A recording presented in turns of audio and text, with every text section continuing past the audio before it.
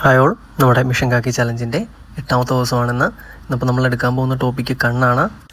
കണ്ണിൻ്റെ first class നമ്മൾ already upload ചെയ്തിട്ടുണ്ട്. അപ്പോൾ ആ ക്ലാസ് കാണാത്തവർ ആദ്യം തന്നെ ആ ക്ലാസ് കാണുക. അതിൻ്റെ ലിങ്ക് നമ്മൾ ഡിസ്ക്രിപ്ഷൻ ബോക്സിൽ കൊടുത്തിട്ടുണ്ടാവും. അല്ലാതെ നിങ്ങൾ ഫസ്റ്റ് ക്ലാസ് സ്കിപ്പ് ചെയ്തിട്ട് ഇത് കണ്ടു കഴിഞ്ഞാൽ കുറേ കാര്യങ്ങൾ മനസ്സിലാവത്തില്ല. അപ്പോൾ SCRT ചാപ്റ്റേഴ്സിന് അതിൻ്റേതായ ഇമ്പോർട്ടൻസ് കൊടുത്ത് തന്നെ പഠിക്കണം. കാരണം ഒരു എക്സാമിൽ നിങ്ങളൊരു റാങ്ക് മേക്കിംഗ് ആക്കാൻ പോകുന്ന ആ ഒരു പാറ്റേൺ ഓഫ് ക്വസ്റ്റ്യൻസ് കൂടുതലും വരുന്നത് SCRT പോർഷൻസിൽ നിന്നാണ്. അപ്പോൾ ആ ഒരു ഇമ്പോർട്ടൻസ് അതിന് കൊടുക്കുക. അതുപോലെ നിങ്ങൾ നമ്മുടെ ക്ലാസ് ആദ്യമായിട്ടാണ് കാണുന്നതെങ്കിൽ നമ്മുടെ കേരള PSC യൂണിഫോം ഫോഴ്സിന് വേണ്ടിയിട്ട് നടത്തുന്ന എല്ലാ എക്സാംസിനും വേണ്ടിയിട്ടുള്ള കോമൺ കോച്ചിങ് പ്രോഗ്രാമാണ് മിഷൻ കാക്കി എന്ന് പറയുന്ന 150 ഡേ ചലഞ്ച്.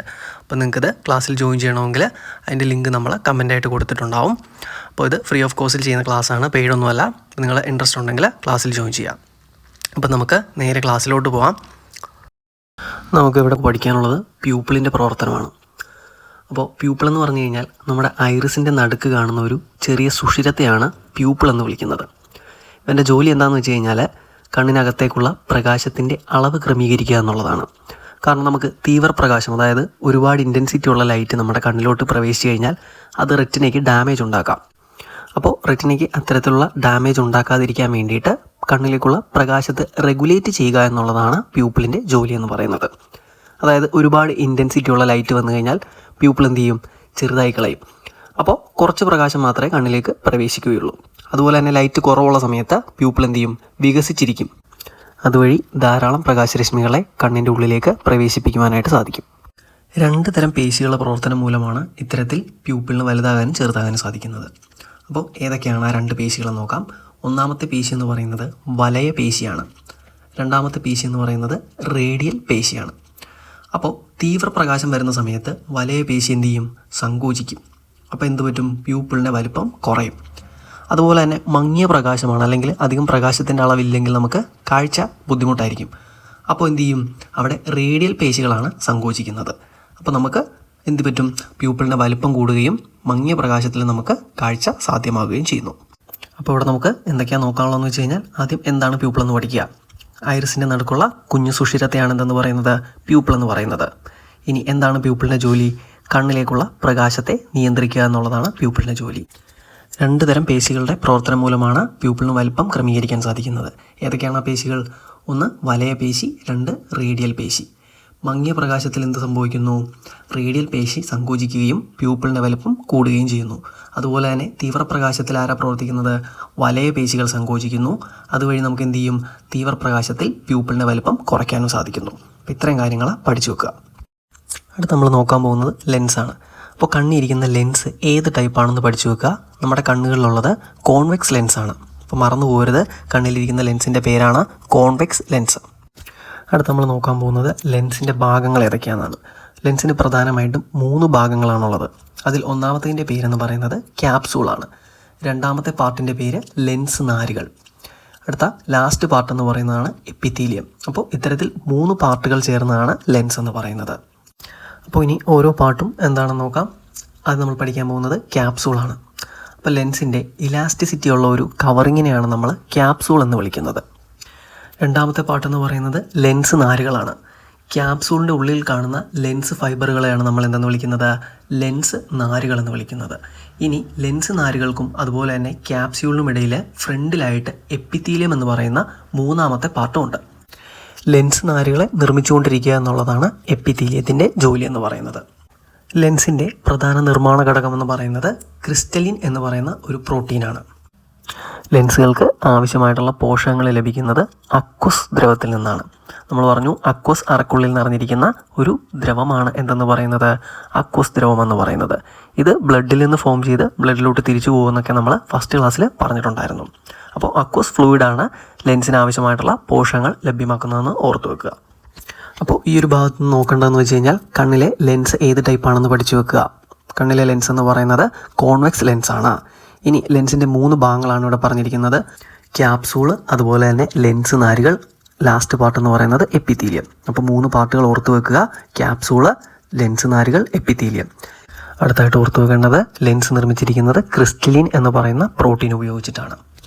ഇനി കണ്ണുകൾക്ക് പോഷകം ലഭിക്കുന്നത് അക്വസ് ദ്രവത്തിൽ നിന്നാണ്. അക്വസ് ദ്രവം ബ്ലഡിൽ നിന്ന് ഫോം ചെയ്യുകയും തിരിച്ച് ബ്ലഡിലോട്ട് പോവുകയും ചെയ്യുന്നു. അപ്പോൾ ഇത്രയും കാര്യങ്ങൾ ഈ ഒരു ഭാഗത്ത് നിന്ന് ഓർത്ത് വെക്കുക. അടുത്തായിട്ട് ഈ പിക്ചറിൽ നമുക്ക് 1-2 കാര്യങ്ങൾ നോക്കാനുണ്ട്. നമ്മൾ പറഞ്ഞു നമ്മുടെ കണ്ണിലെ ലെൻസ് എന്ന് പറയുന്നത് കോൺവെക്സ് ലെൻസാണ്. ഈ കോൺവെക്സ് ലെൻസിനെ നമ്മുടെ സീലിയറി പേശികളിലാണ് ഉറപ്പിച്ച് നിർത്തിയിരിക്കുന്നത്. ഈ സീലിയറി പേശികളെയും അതുപോലെ തന്നെ ലെൻസിനെയും കണക്ട് ചെയ്യുന്നത് ലിഗമെൻറ്റ് വഴിയാണ്. അപ്പോൾ ഇവിടെ ഓർത്തിരിക്കേണ്ട കാര്യം എന്ന് പറഞ്ഞു കഴിഞ്ഞാൽ കണ്ണിലെ ലെൻസ് കോൺവെക്സ് ആണെന്ന് ഓർത്ത് വെക്കുക. ഇനി ലെൻസിനെ നമ്മുടെ സീലിയറി മസിൽസുമായിട്ട് കണക്ട് ചെയ്തിരിക്കുന്നത് ലിഗമെൻറ്റ് വഴിയാണെന്നും ഓർത്ത് വെക്കുക. ഇനി സീലിയറി മസിൽസിൻ്റെയും അതുപോലെ തന്നെ ലിഗമെൻറ്റിൻ്റെയും പ്രവർത്തനത്തിൻ്റെ ഫലമായിട്ട് ലെൻസിൻ്റെ കർവേച്ചർ അഥവാ വക്രത നമുക്ക് കൂട്ടാനും കുറയ്ക്കാനും സാധിക്കും. ഇനി എന്തിനു വേണ്ടിയാണ് അത്തരത്തിൽ കൂട്ടുന്നതും കുറയ്ക്കുന്നതെന്ന് ചോദിച്ചു കഴിഞ്ഞാൽ നമ്മുടെ കണ്ണിലെ ലെൻസിൻ്റെ ഇത്തരത്തിലുള്ള പ്രവർത്തനം മൂലമാണ് നമുക്ക് ദൂരെയുള്ള വസ്തുക്കളെയും അതുപോലെ തന്നെ അടുത്തുള്ള വസ്തുക്കളെയും വ്യക്തമായി കാണാൻ സാധിക്കുന്നത്. ഒരു എക്സാമ്പിളായിട്ട് പറഞ്ഞുതരാം. ഇപ്പോൾ നിങ്ങളുടെ വീഡിയോ കാണുവാണെങ്കിൽ നിങ്ങൾ ഫോണിലായിരിക്കും നോക്കുന്നത് അല്ലേ? അപ്പോൾ നിങ്ങളുടെ ഫോണിൻ്റെ സ്ക്രീൻ വ്യക്തമായിട്ട് കാണുന്നുണ്ടാവും. ഇപ്പോൾ നിങ്ങളുടെ ഫോക്കസ് എന്ന് പറയുന്നത് ഫോണിലെ സ്ക്രീനിലാണ് അല്ലേ? ഇനി നിങ്ങൾ ബാക്കിയുള്ള വസ്തുക്കൾ കാണുന്നുണ്ടെങ്കിലും നിങ്ങളുടെ ചുറ്റുമുള്ള ബാക്കി എല്ലാ വസ്തുക്കളും നിങ്ങൾക്ക് ബ്ലറായിട്ട് അല്ലെങ്കിൽ മങ്ങിയായിരിക്കും കാണുന്നത്. കാരണം ഇപ്പോൾ നിങ്ങളുടെ കണ്ണിലെ ലെൻസ് ഫോക്കസ് ചെയ്യുന്നത് നിങ്ങൾ ഈ കാണുന്ന ഫോണിലെ സ്ക്രീനിലാണ്. ഇനി ഫോണിലെ സ്ക്രീനിൽ നിന്ന് മാറ്റി നിങ്ങളുടെ ചുറ്റുമുള്ള വേറെ എന്തെങ്കിലും വസ്തുവിൽ നിങ്ങൾ നോക്കുക.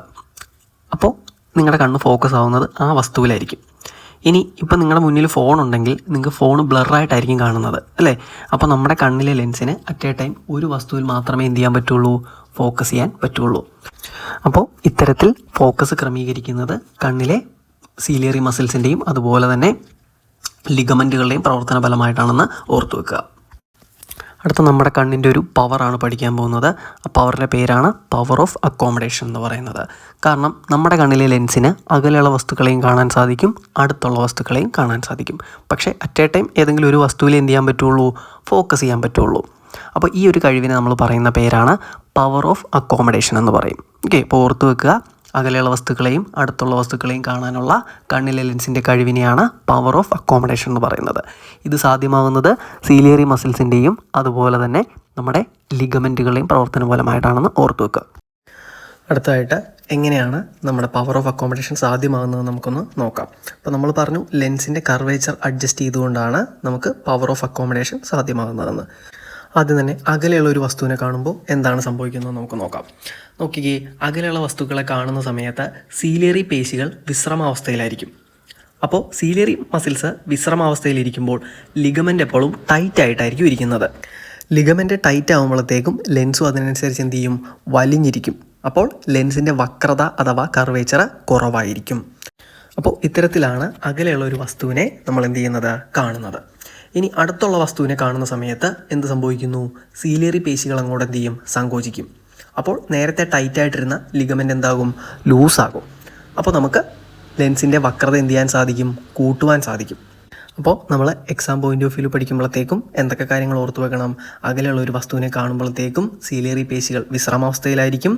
അപ്പോൾ ലിഗമെൻ്റ് വലിഞ്ഞിരിക്കും. അതുപോലെ തന്നെ ലെൻസിൻ്റെ വക്രത കുറവായിരിക്കും. ഇനി അടുത്തുള്ള ഒരു വസ്തുവിനെ കാണുമ്പോൾ എന്താ സംഭവിക്കുക? സീലിയറി പേശികൾ സങ്കോചിച്ചിട്ടുണ്ടാവും. അപ്പോൾ ലിഗമെൻ്റ് എന്തായിട്ടുണ്ടാവും? ലൂസായിട്ടുണ്ടാകും. അതുപോലെ തന്നെ ലെൻസിൻ്റെ വക്രത കൂടിയിട്ടും ഉണ്ടാകും. അപ്പോൾ ഇത്രയും കാര്യങ്ങൾ ഓർത്ത് വെക്കുക. അടുത്ത നമ്മൾ നോക്കാൻ പോകുന്നത് റെറ്റിനയെ പറ്റിയാണ്. അപ്പോൾ റെറ്റിന നമ്മൾ പറഞ്ഞു കണ്ണിൻ്റെ ഏറ്റവും ഉള്ളിലുള്ള കാഴ്ച സാധ്യമാക്കുന്ന പാളിയാണ് റെറ്റിന എന്ന് പറയുന്നത്. അപ്പോൾ ശ്രദ്ധിച്ചിരിക്കുക, ഒരുപാട് സ്റ്റേറ്റ്മെൻറ്റ് ക്വസ്റ്റ്യൻസ് ചോദിക്കാൻ സാധ്യതയുള്ള ഒരു ഏരിയയാണ് ഈ റെറ്റിന എന്ന് പറയുന്നത്. അപ്പോൾ നമുക്ക് നോക്കാം. റെറ്റിനയിലെ 2 തരം പ്രകാശഗ്രാഹികളാണ് കാണപ്പെടുന്നത്. അതിൽ ഒന്നാമത്തതിൻ്റെ പേര് റോഡ് കോശങ്ങളാണ്, രണ്ടാമത്തതിൻ്റെ പേര് കോൺ കോശങ്ങളെന്നും. അടുത്തായിട്ട് നമുക്ക് റോഡ് കോശങ്ങളെയും കോൺ കോശങ്ങളെയും പറ്റി ഡീറ്റെയിൽ ആയിട്ട് നോക്കാം. ആദ്യം തന്നെ റോഡ് കോശങ്ങൾ. നമ്മൾ പറഞ്ഞു ബ്ലാക്ക് ആൻഡ് വൈറ്റ് വിഷൻ സാധ്യമാക്കുന്നു അല്ലെങ്കിൽ മങ്ങിയ പ്രകാശത്തിൽ കാഴ്ച സാധ്യമാക്കുന്ന കോശങ്ങളാണേത്? റോഡ് കോശങ്ങൾ എന്ന് പറയുന്നത്. ഇനി റോഡ് കോശങ്ങളുടെ ഷേപ്പ് എന്ന് പറയുന്നത് സിലിണ്ടറിക്കൽ ഷേപ്പാണ്. ഷേപ്പ് ഓർത്ത് വെച്ചേക്കുക. റോഡ് കോശങ്ങളുടെ ഷേപ്പ് എന്ന് പറയുന്നത് സിലിണ്ടർ ആകൃതിയിലാണ് കാണപ്പെടുന്നത്. ഇനി നമ്മുടെ കണ്ണിൽ ഏകദേശം 9 കോടിക്ക് മുകളിൽ റോഡ് കോശങ്ങൾ നമുക്ക് എന്ത് ചെയ്യാൻ സാധിക്കും? കാണാൻ സാധിക്കും. അപ്പോൾ റോഡ് കോശമാണോ കോൺ കോശമാണോ കൂടുതലുള്ളതെന്ന് ചോദിച്ചു കഴിഞ്ഞാൽ റോഡ് കോശങ്ങളാണ്. അടുത്തായിട്ട് നമുക്ക് നോക്കാനുള്ളത് റോഡ് കോശങ്ങളിൽ കാണപ്പെടുന്ന വർണ്ണകത്തെ പറ്റിയാണ്. റോഡ് കോശങ്ങളിൽ കാണപ്പെടുന്ന വർണ്ണകത്തിൻ്റെ പേരാണ് റോഡോപ്സിൻ എന്ന് പറയും. പേരോർത്ത് വെച്ചേക്കുക, റോഡോപ്സിൻ. ഇനി റോഡോപ്സിൻ നിർമ്മിച്ചിരിക്കുന്നത് ഓപ്സിൻ എന്ന് പറയുന്ന പ്രോട്ടീനും അതുപോലെ തന്നെ വൈറ്റമിൻ എയിൽ നിന്ന് ഫോം ചെയ്യുന്ന റെറ്റിനാൽ എന്ന പദാർത്ഥവും ചേർത്തിട്ടാണ്. ഇനി കോൺ കോശങ്ങളിലോട്ട് വരുമ്പോഴത്തേക്കും കോൺ കോശത്തിൻ്റെ ഷേപ്പ് എന്ന് പറയുന്നത് കോണിക്കായിട്ടുള്ള ഷേപ്പാണ്. നമുക്ക് ആ പേരിൽ നിന്ന് തന്നെ ഓർത്തു വെക്കാം. കോൺ കോശങ്ങളുടെ ഷേപ്പ് എന്ന് പറയുന്നത് കോൺ ഷേപ്പാണ്.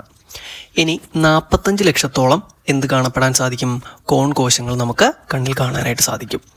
ഇനി കോൺ കോശത്തിനകത്തെ വർണ്ണകം ഏതാണെന്ന് ചോദിച്ചു കഴിഞ്ഞാൽ ഫോട്ടോപ്സിനാണ്. ഇനി ഫോട്ടോപ്സിൻ നിർമ്മിച്ചിരിക്കുന്നത് നേരത്തെ നമ്മൾ പറഞ്ഞ ഓപ്സിനും അതുപോലെ തന്നെ റെറ്റിനാലും ചേർന്നിട്ടാണ്. എന്നാൽ രണ്ടിൻ്റെയും രാസഘടനയിൽ വ്യത്യാസമുണ്ടായിരിക്കും കേട്ടോ. അപ്പോൾ ഓർത്തു വെച്ചേക്കുക, റെഡോപ്സിൻ നിർമ്മിച്ചിരിക്കുന്നതും ഫോട്ടോപ്സിൻ നിർമ്മിച്ചിരിക്കുന്നതും എന്ത് വെച്ചിട്ടാണ്? റെറ്റിനലും ഓപ്സിനും ചേർന്നിട്ടാണ്. വ്യത്യാസം എന്താണെന്ന് ചോദിച്ചു കഴിഞ്ഞാൽ രണ്ടിൻ്റെയും രാസഘടനയിൽ വ്യത്യാസമുണ്ടാവും. അപ്പോൾ റെറ്റിന എന്ന് പറയുന്ന ഒരു പോർഷനിൽ നിന്ന് നമുക്ക് പഠിക്കാനുള്ള എന്താണ്? റെറ്റിനിൽ കാണപ്പെടുന്ന പ്രകാശഗ്രാഹികളാണ് റോഡ് കോശങ്ങളും കോൺ കോശങ്ങളും. റോഡ് കോശങ്ങൾ മങ്ങിയ പ്രകാശത്തിൽ കാഴ്ച സാധ്യമാക്കുന്നു. അതുപോലെ തന്നെ കളേർഡ് വിഷൻ സാധ്യമാക്കുന്ന കോശങ്ങളാണ് കോൺ കോശങ്ങൾ എന്ന് പറയുന്നത്. ഇനി റോഡ് കോശങ്ങൾ എന്ത് ചെയ്യുന്നു? സിലിണ്ടർ ഷേപ്പിലാണ് കാണപ്പെടുന്നത്. ഏകദേശം 9 കോടിയോളമുണ്ട്. ഇനി റോഡ് കോശങ്ങളിൽ കാണപ്പെടുന്ന വർണ്ണകത്തിൻ്റെ പേരാണ് റെഡോപ്സിൻ. നിർമ്മിച്ചിരിക്കുന്നത് ഓപ്സിൻ എന്ന് പറയുന്ന പ്രോട്ടീനും വൈറ്റമിൻ എയിൽ നിന്ന് ഫോം ചെയ്യുന്ന റെറ്റിനാലും ചേർന്നിട്ടാണ്. ഇനി കോൺ കോശങ്ങളിലേക്ക് വരുമ്പോൾ കോൺ കോശത്തിൻ്റെ ഷേപ്പ് കോൺ ഷേപ്പ് തന്നെയാണ്. ഏകദേശം 45 ലക്ഷത്തോളം കോൺ കോശങ്ങൾ കാണാനായിട്ട് സാധിക്കും. കോൺ കോശത്തിനകത്തെ വർണ്ണകത്തിൻ്റെ പേരാണ് ഫോട്ടോപ്സിൻ. ഫോട്ടോപ്സിൻ നിർമ്മിച്ചിരിക്കുന്നതും ഓപ്സിനും റെറ്റിനാലും ചേർന്നിട്ടാണ്. പക്ഷേ രണ്ടിൻ്റെയും രാസഘടനയിൽ വ്യത്യാസമുണ്ട്. ഇത്രയും കാര്യങ്ങൾ മനസ്സിലാക്കി വെക്കുക. അടുത്തതായിട്ട് ഇരുട്ടിലും അതുപോലെ തന്നെ പ്രകാശത്തിലും നമ്മൾ എങ്ങനെയാണ് കാഴ്ചകൾ വേർതിരിച്ചറിയാൻ പറ്റുന്നതെന്നാണ് നോക്കാൻ പോകുന്നത്. അപ്പോൾ എല്ലാവരും ഫ്ലോ ചാർട്ട് ഒന്ന് ശ്രദ്ധിക്കുക. അപ്പോൾ ഇരുട്ടിൽ അല്ലെങ്കിൽ പ്രകാശ ആവശ്യത്തിന് ഇല്ലെങ്കിൽ എന്താ സംഭവിക്കുന്നത് നമുക്ക് നോക്കാം. അപ്പോൾ ഇരുട്ടിൽ നമ്മളൊരു വസ്തുവിനെ കാണുമ്പോഴത്തേക്കും പ്രകാശഗ്രാഹികൾ തുടർച്ചയായിട്ട് ഗ്ലൂട്ടാമേറ്റ് എന്ന് പറയുന്ന ഒരു ന്യൂറോ ട്രാൻസ്മിറ്ററിനെ ഉൽപ്പാദിപ്പിക്കും. അപ്പോൾ ന്യൂറോ ട്രാൻസ്മിറ്റർ എന്താണെന്നൊക്കെ നമുക്ക് സെപ്പറേറ്റ് പഠിക്കാനുണ്ട്. അപ്പോൾ അത് ഓർത്ത് വെക്കുക. നമ്മൾ ഫസ്റ്റ് ക്ലാസ്സിൽ നമ്മളെ റെറ്റിന പഠിച്ചപ്പോഴത്തേക്കും അതിനകത്തുള്ള ബൈപ്പോളാർ കോശങ്ങൾ 2 വിധത്തിലുണ്ടെന്ന് പറഞ്ഞു. അതിൽ ഒന്നാമത്തേതാണ് ഓൺ ബൈപ്പോളാർ കോശവും രണ്ടാമത്തേത് ഓഫ് ബൈപ്പോളാർ കോശവും. പ്രകാശത്തിൻ്റെ സാന്നിധ്യത്തെ സൂചിപ്പിക്കുന്ന ബൈപ്പോളാർ കോശങ്ങളാണ് ഓൺ ബൈപ്പോളാർ കോശങ്ങൾ. അപ്പോൾ എന്തായിരിക്കും ഓഫ് ബൈപ്പോളാർ കോശങ്ങൾ? പ്രകാശത്തിൻ്റെ അഭാവത്തെ സൂചിപ്പിക്കുന്ന കോശങ്ങളാണ് ഓഫ് ബൈപ്പോളാർ കോശങ്ങളെന്നും ഓർത്തു വെക്കുക. ഇനി നമ്മൾ നേരത്തെ പറഞ്ഞു ഇരുണ്ട പ്രകാശത്തിൽ നമ്മളൊരു വസ്തുവിനെ കാണുമ്പോൾ ഗ്ലൂട്ടാമേറ്റ് ഉൽപ്പാദിപ്പിക്കപ്പെടുമെന്ന് നമ്മൾ പറഞ്ഞായിരുന്നു. അപ്പോൾ ഈ ഗ്ലൂട്ടാമേറ്റ് എന്തിനെയാണ് ആക്റ്റീവ് ആക്കുന്നതെന്ന് ചോദിച്ചു കഴിഞ്ഞാൽ ഓഫ് ബൈപ്പോളാർ കോശങ്ങളെയാണ്. ഓക്കെ, അപ്പോൾ ഓൺ ബൈപ്പോളാർ കോശങ്ങൾ അവിടെ എന്ത് ചെയ്യുന്നില്ല?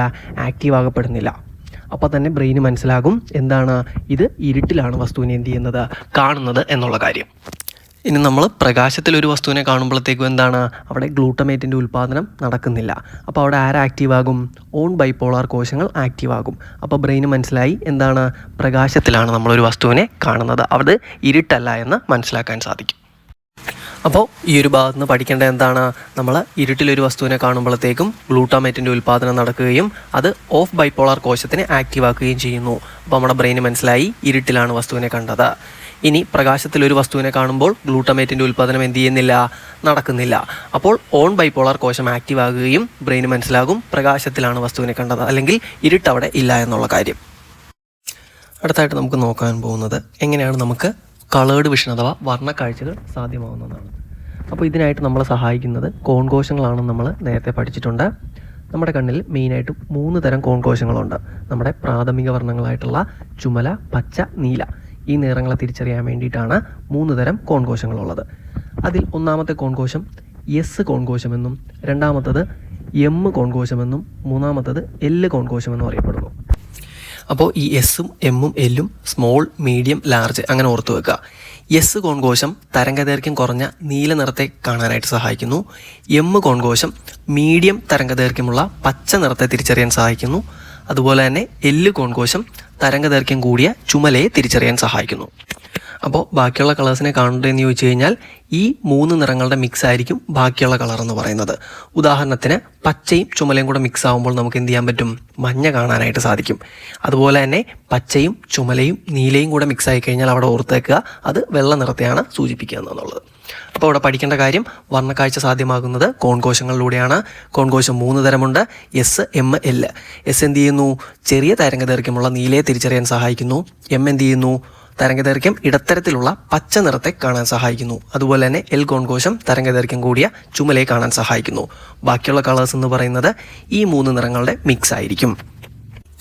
ഇനി നിങ്ങൾ കേട്ടിട്ടുണ്ടാവും പല മൃഗങ്ങൾക്കും നമ്മൾ ഈ കാണുന്ന പോലെ നിറങ്ങളെ പൂർണ്ണമായിട്ടും തിരിച്ചറിയാൻ സാധിക്കത്തില്ല എന്നുള്ളത്. കാരണം ഈ 3 തരത്തിലുള്ള കോൺകോശങ്ങളും പല മൃഗങ്ങൾക്കും ഇല്ല. അതുകൊണ്ട് തന്നെ മനുഷ്യൻ കാണുന്ന പോലെ തന്നെ കളറായിട്ട് വസ്തുക്കളെ എന്ത് ചെയ്യാൻ പറ്റില്ല? മറ്റു മൃഗങ്ങൾക്ക് തിരിച്ചറിയാൻ സാധിക്കുകയില്ല. അപ്പോൾ അവർക്ക് കളർ വിഷൻ ഇല്ലെന്നല്ല അതിൻ്റെ അർത്ഥം, പൂർണ്ണമായിട്ടും കളർ വിഷൻ മൃഗങ്ങൾക്ക് സാധ്യമാകുന്നില്ല എന്നുള്ളത് ഓർത്തു വച്ചേക്കുക. അടുത്തായിട്ട് നമ്മൾ നോക്കാൻ പോകുന്നത് ബൈനോക്കുലർ ഫ്യൂഷൻ എന്താണെന്നുള്ളതാണ്.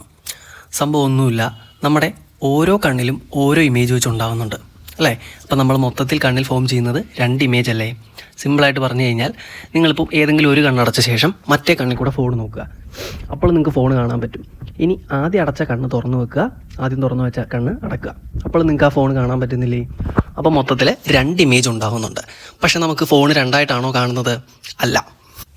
ഇതെന്തുകൊണ്ടാണെന്ന് വെച്ച് കഴിഞ്ഞാൽ ഈ 2 ഇമേജിനെ നമ്മുടെ ബ്രെയിനിലെ വിഷ്വൽ കോർട്ടെക്സിലെത്തിക്കും. നമ്മുടെ ബ്രെയിനിലെ സെർബറത്തിലുള്ള കാഴ്ചയുടെ കേന്ദ്രമാണ് വിഷ്വൽ കോർട്ടെക്സ് എന്ന് പറയുന്ന ഭാഗം.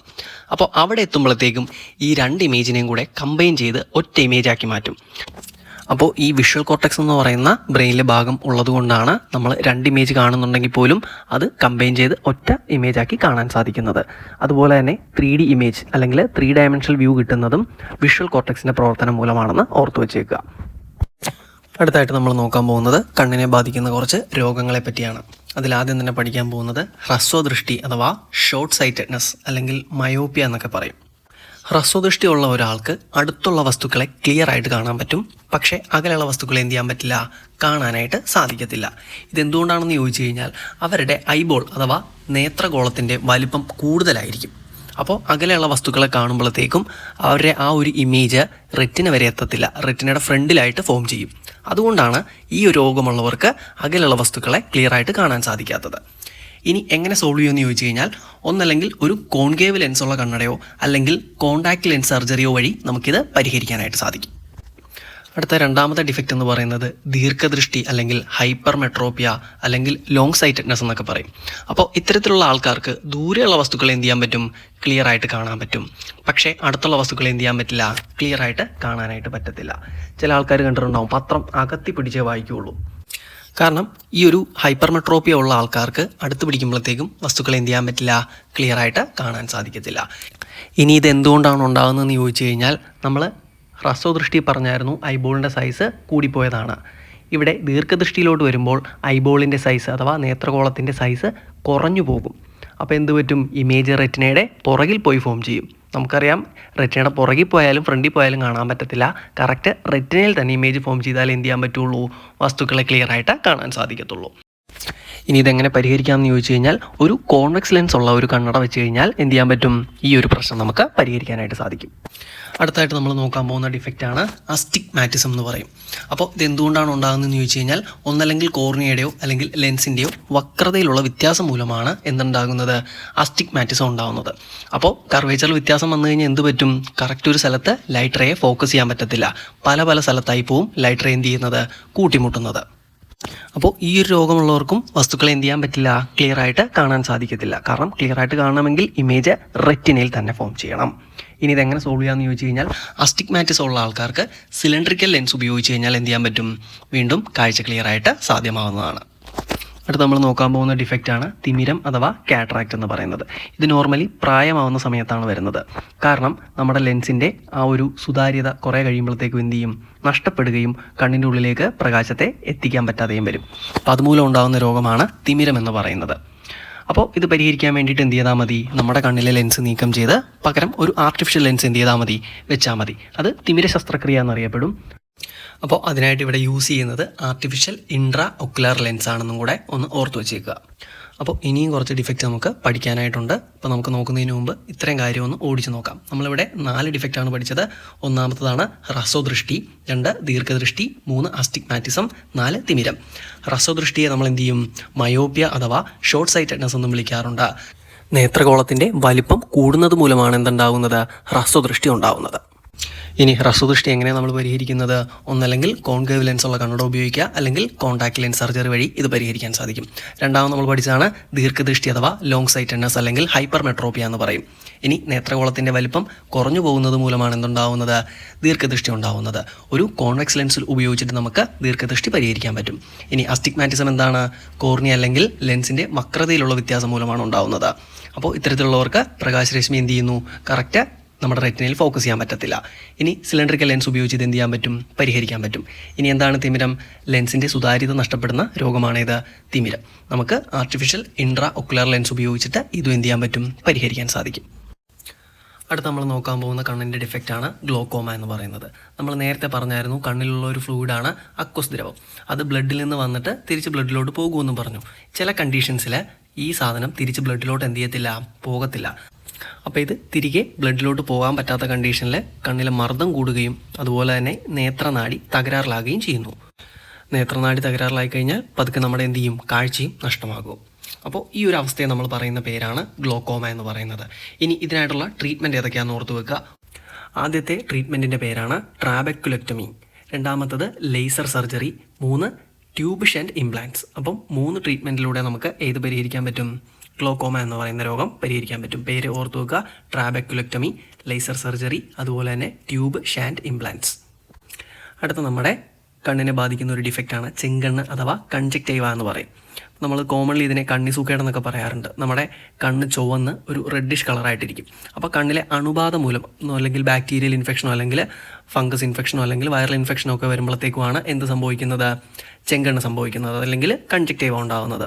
അപ്പോൾ എന്താണ് നമ്മൾ ട്രീറ്റ്മെൻറ്റ് എടുക്കുക, എന്തെങ്കിലും ഓയിൻമെൻറ്റോ അല്ലെങ്കിൽ കണ്ണിലുള്ള ഐ ഡ്രോപ്സോ ഒഴിച്ച് നമുക്കിത് എന്ത് ചെയ്യാൻ പറ്റും, പരിഹരിക്കാനായിട്ട് സാധിക്കും. അപ്പോൾ അത് കൂടുതലായിട്ടൊന്നും ജസ്റ്റ് ഓർത്ത് വെക്കണ്ട, നമ്മുടെ കൺജക്റ്റൈവയാണ് ചെങ്കണ്ണ് ബാധിക്കുന്നതെന്ന് മാത്രം ഓർത്ത് വെക്കുക. അടുത്തായിട്ട് നമ്മൾ നോക്കാൻ പോകുന്ന ഡിഫക്റ്റാണ് ഡയബറ്റിക് റെറ്റിനോപ്പതി എന്ന് പറയുന്നത്. അപ്പോൾ ഇത് എല്ലാവരെയും ബാധിക്കുന്ന ഒരു ഡിഫക്റ്റ് അല്ല. മെയിനായിട്ടും പ്രമേഹ രോഗം അല്ലെങ്കിൽ ഡയബറ്റിക് കണ്ടീഷനുള്ള ആൾക്കാർക്ക് മാത്രമാണ് എന്തുണ്ടാവുന്നത്, ഡയബറ്റിക് റെറ്റിനോപ്പതി എന്ന് പറയുന്നത്. അപ്പോൾ ഇതെന്ത് പറ്റുമെന്ന് ചോദിച്ചു കഴിഞ്ഞാൽ ഈ ഒരു രോഗമുള്ള ആൾക്കാർക്ക് കണ്ണിലെ ബ്ലഡ് വെസൽസ് ഒക്കെ ഡാമേജ് ആവാൻ സാധ്യതയുണ്ട്. അപ്പോൾ ഇത്തരത്തിൽ കണ്ണിനെ ബാധിക്കുന്ന ഒരു ഡിഫക്റ്റാണ് ഡയബറ്റിക് റെറ്റിനോപ്പതി എന്ന് പറയുന്നത്.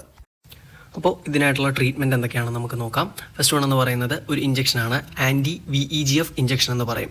അതിൻ്റെ ഫുൾ ഫോം ജസ്റ്റ് ഒന്ന് ഓർത്ത് വെച്ചേക്കുക, vascular endothelial growth factor injection എന്ന് പറയും. ജസ്റ്റ് ഓർത്ത് വെക്കാൻ പറ്റുമെങ്കിൽ നല്ലതാണ്.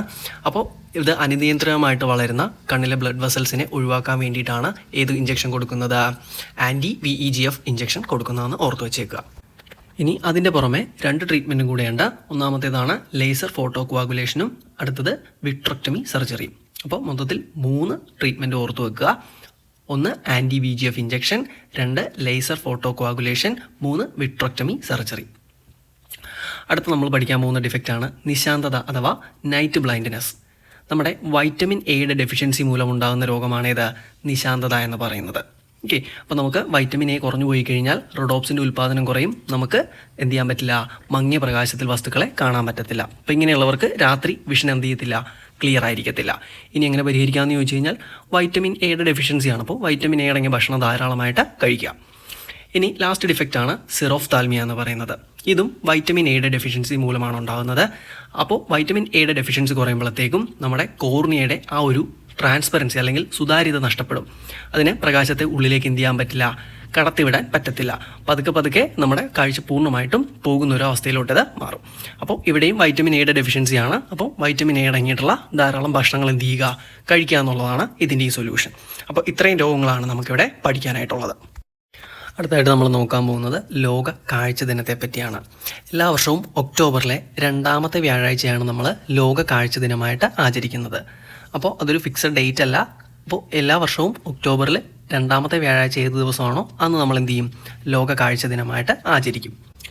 നമ്മുടെ വേൾഡ് ഹെൽത്ത് ഓർഗനൈസേഷനും അതുപോലെ തന്നെ IAPBയും ചേർന്നാണ് ലോക കാഴ്ച ദിനം സംഘടിപ്പിക്കുന്നത്. IAPBയുടെ ഫുൾ ഫോമും കൂടെ ഒന്ന് ഓർത്ത് വെച്ചേക്കണം, international agency for the prevention of blindness. Okay, ഇനി എന്തിനു വേണ്ടിയിട്ടാണ് ഇത്തരത്തിലൊരു ദിനം ആചരിക്കുന്നതെന്ന് വെച്ച് കഴിഞ്ഞാൽ മനുഷ്യൻ്റെ ഏറ്റവും പ്രധാനപ്പെട്ട ഒരു സെൻസ് ഓർഗനാണ് കണ്ണെന്ന് പറയുന്നത്. അപ്പോൾ അതിൻ്റെ ഒരു ഹെൽത്ത് പ്രൊട്ടക്റ്റ് ചെയ്യുക എന്ന് പറഞ്ഞു കഴിഞ്ഞാൽ വളരെ ഇമ്പോർട്ടൻ്റ് ആയിട്ടുള്ളൊരു കാര്യമാണ്. അപ്പോൾ അതിന് വേണ്ടിയിട്ടാണ് എല്ലാ വർഷവും ഒക്ടോബർ മാസത്തിലെ 2ാമത്തെ വ്യാഴാഴ്ച ലോക കാഴ്ച ദിനമായിട്ട് ആചരിക്കുന്നത്. അതുപോലെ തന്നെ WHO ഒരു ആപ്ലിക്കേഷനാണ് ഐസ് എന്ന് പറയുന്നത്. അപ്പോൾ ഇതിലൂടെ 8 വയസ്സും അതുപോലെ തന്നെ അതിന് മുകളിലോട്ടുള്ള ആൾക്കാരുടെ കാഴ്ച പരിമിതി എന്ത് ചെയ്യാൻ പറ്റും, പരിശോധിക്കാനായിട്ട് സാധിക്കും. അപ്പം ഐസ് എന്ന് പറയുന്ന ഒരു പ്രോഗ്രാമിൻ്റെ കാര്യം ഓർത്തു വെച്ചേക്കുക. അപ്പോൾ 2026 ലോക കാഴ്ച ദിനം നമ്മൾ ആചരിക്കാൻ പോകുന്നത് ഒക്ടോബർ 8-ാം തീയതിയാണ്. അപ്പോൾ അതിൻ്റെ തീമും കൂടെ ഒന്ന് ഓർത്ത് വെച്ചേക്കുക, എവരി സ്റ്റോറി കൗണ്ട്സ്. അതായത് എല്ലാ കഥകൾക്കും ഒരു പ്രാധാന്യമുണ്ടെന്ന് നമുക്ക് മലയാളത്തിൽ പറയാം. ഇനി 2025 നമ്മളത് ആഘോഷിച്ചത് ഒക്ടോബർ 9-ാം തീയതി ആയിരുന്നു. അന്നത്തെ തീം എന്ന് പറയുന്നത് ലവ് യുവർ ഐസ് എന്നുള്ളതാണ്. അപ്പോൾ ഇത്രയും കാര്യങ്ങൾ ഒന്ന് ഓർത്തു വെക്കാൻ ശ്രമിക്കുക. അടുത്തായിട്ട് ഈ ഒരു ഭാഗം നമുക്ക് നോക്കാനുള്ളത് കാഴ്ച പരിശോധനാ മാർഗ്ഗങ്ങളെക്കുറിച്ചാണ്. അപ്പോൾ നമുക്ക് 1-2 കാഴ്ച പരിശോധനാ മാർഗ്ഗങ്ങളുടെ പേര് നമുക്ക് നോക്കാം. ആദ്യത്തേതാണ് നമുക്ക് ഏറ്റവും ഫെമിലിയർ ആയിട്ടുള്ള സ്നെല്ലൻ ചാർട്ട് എന്ന് പറയുന്നത്. സ്നെല്ലൻ ചാർട്ടിന് പുറമെയായിട്ട് റെറ്റിനോസ്കോപ്പ്, അതുപോലെ തന്നെ ടോണോമീറ്റർ, ഇഷിഹാര പ്ലേറ്റ്, ഇതെല്ലാം കാഴ്ച പരിശോധനയ്ക്കായിട്ടുള്ള ഉപാധികളാണെന്ന് ഓർത്തു വെക്കുക. അപ്പോൾ ഈ ഒരു ഭാഗത്ത് നമുക്ക് ആദ്യം നോക്കാനുള്ളത് എന്താണ് ഓഫ്താൽമോളജി എന്നുള്ളതാണ്.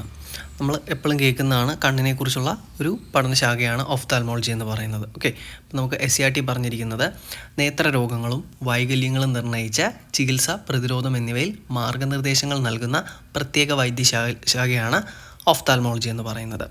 അപ്പോൾ ഈ ഒരു ട്രീറ്റ്മെൻറ്റ് തരുന്ന ഡോക്ടർമാരെ നമ്മൾ ഓഫ്താൽമോളജിസ്റ്റ് എന്ന് പറയും. ഓക്കെ, അപ്പോൾ ഇവിടെ പറഞ്ഞിരിക്കുന്നത് ശസ്ത്രക്രിയ ഉൾപ്പെടെയുള്ള സമഗ്രമായിട്ടുള്ള നേത്രപരിചരണം നൽകുന്നതിന് പരിശീലനം ലഭിച്ച ഡോക്ടർമാരെയാണ് നമ്മൾ ഓഫ്താൽമോളജിസ്റ്റ് എന്ന് വിളിക്കുന്നത്.